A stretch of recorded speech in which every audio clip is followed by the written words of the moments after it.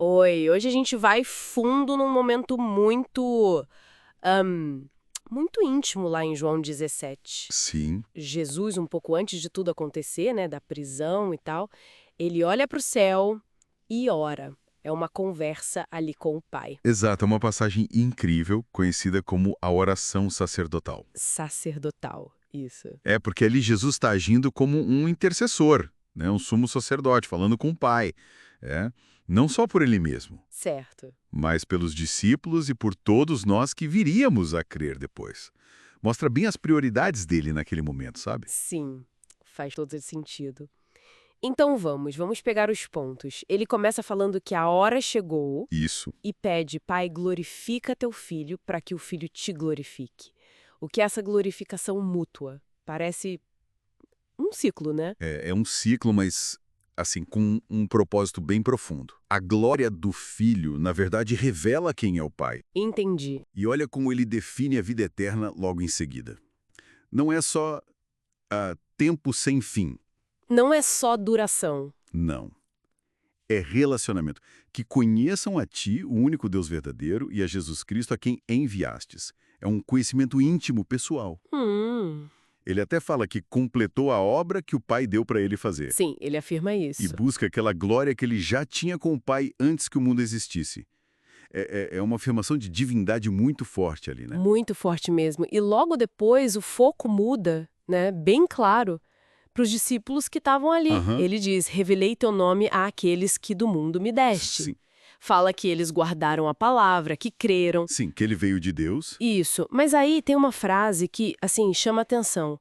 É por eles que eu rogo. Não rogo pelo mundo, mas por aqueles que me deste. Pode soar meio exclusivo, né?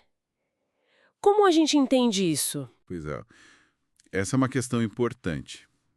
Naquele momento específico, a preocupação imediata de Jesus é com aquele grupinho, O círculo íntimo. o círculo íntimo que ele está prestes a deixar fisicamente no mundo que, bom, que os odiaria, como ele mesmo diz. Certo.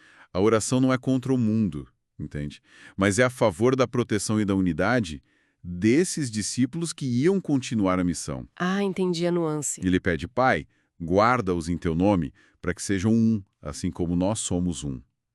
A exclusividade é de foco naquele instante, não no propósito final. Faz sentido. Ele até menciona Judas, né? A exceção ali, cumprindo as escrituras, mas o desejo para todos os outros é que eles tenham a alegria completa de Jesus, mesmo ficando no mundo. Entendi. E essa proteção e unidade deles nesse ambiente difícil, qual o mecanismo para isso acontecer? Como eles seriam guardados? Boa pergunta. Não é por força física, é espiritual. O ponto crucial é o pedido.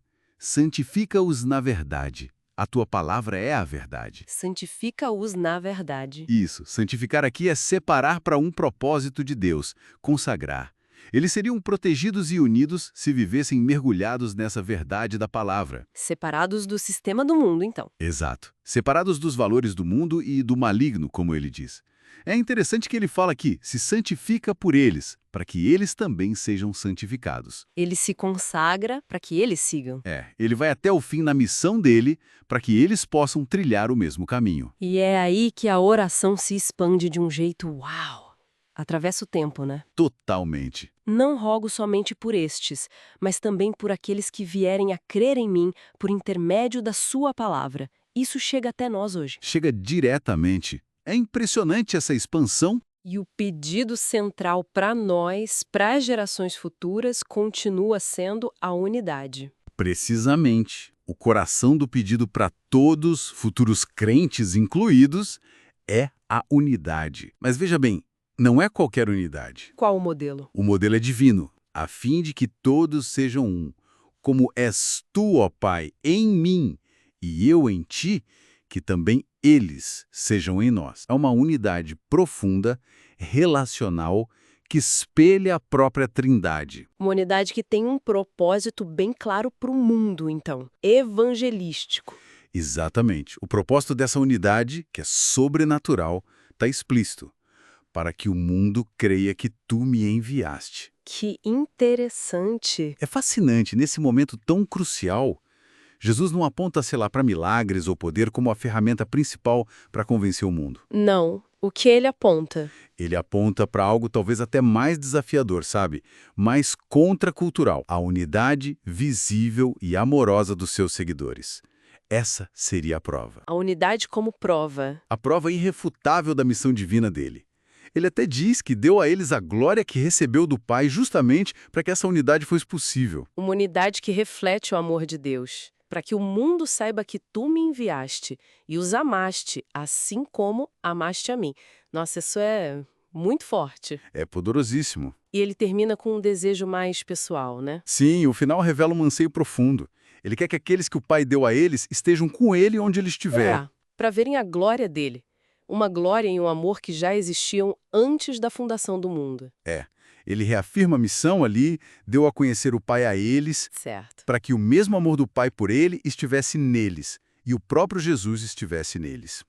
Um fechamento que sela essa comunhão, esse pertencimento eterno. Então, resumindo, essa oração mostra Jesus com foco total na relação com o Pai, claro, Sim. intercedendo pela proteção, pela santificação dos discípulos mais próximos. Que estavam ali com ele. Isso. E aí ele expande esse pedido para uma unidade profunda, transformadora, entre todos nós, os crentes futuros, como um testemunho para o mundo. Perfeito. É uma visão completa mesmo. Conecta o plano eterno de Deus, a obra de Cristo, a necessidade da gente perseverar na verdade mesmo com oposição, esse chamado constante para uma unidade que seja visível, sabe? Baseada no amor e na verdade de Deus. E isso deixa a gente com uma pergunta para pensar, né? Se essa unidade visível dos crentes com um modelo tão alto, a própria Trindade, Sim, o modelo é altíssimo. se era um pedido tão central de Jesus, apresentado como uma grande evidência para o mundo, como que a consciência dessa oração pode, de fato, moldar nossas interações hoje, os relacionamentos entre quem se diz seguidor de Cristo? É. Uma ótima reflexão para a gente levar. Como viver essa unidade de forma que o mundo veja. Exato. Algo para se pensar.